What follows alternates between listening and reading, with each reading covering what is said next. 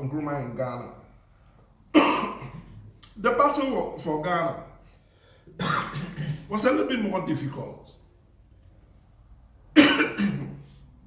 because the concept that his opponents had was that they were just going to take over the logical transfer from the colonial masters, and they will not be able to do anything, not even transform the economy, not even transform the mindset of the people.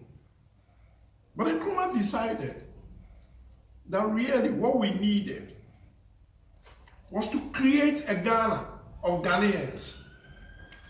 Not just Ghanaians of different tribes, Fanti, Zima, but he wanted a Ghana mentality which was submerged within an African personality.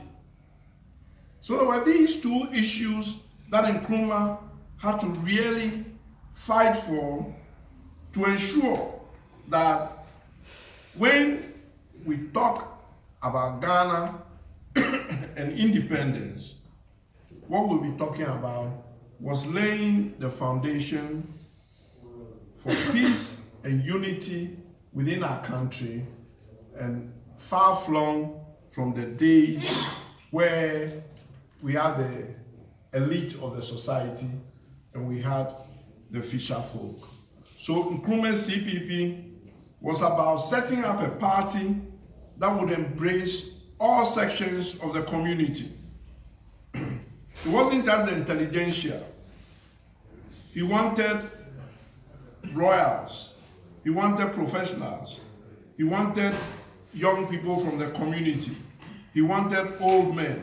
He wanted women. He wanted workers. He wanted business people. He wanted artisans, professionals, fisher folk, farmers, market women, people of all religions, Christians, traditionalists, socialists, capitalists, people from left, right, or whatever political spectrum. He also wanted the trade unions to be part of the party and part of the movement. Because for him, what was important was that there was going to be one Ghana bound by one destiny that everybody would share in. Nkrumah unified the rural areas as well as the urban areas. And he went on to ensure there was an ethnic balance even in parliament. So he also went on to ensure that there was a gender balance in parliament. So when there were not enough women, he went to every region of Ghana and got a woman elected to be there to stand for election and win and be represented in parliament. To form Ghana, he had to not only just look about the colony or the Ashanti, he had to bring together the Northern Protectorate. He had to go to Transvolta, Togoland, and ensure that people would vote for all of us to be a one Ghana. He did not want a federal Ghana because the federal Ghana would pull in different directions. So at independence, we settled the case to have a unitary Ghana, and whichever party you belong to, he made sure that people were not having political parties on issues that were about tribe alone, or that were about culture alone, or that were about religion alone. So here goes in terms of how he was able to unify Ghana. One of the things that he did that has been always exciting and that many people wonder about was that he used the education system.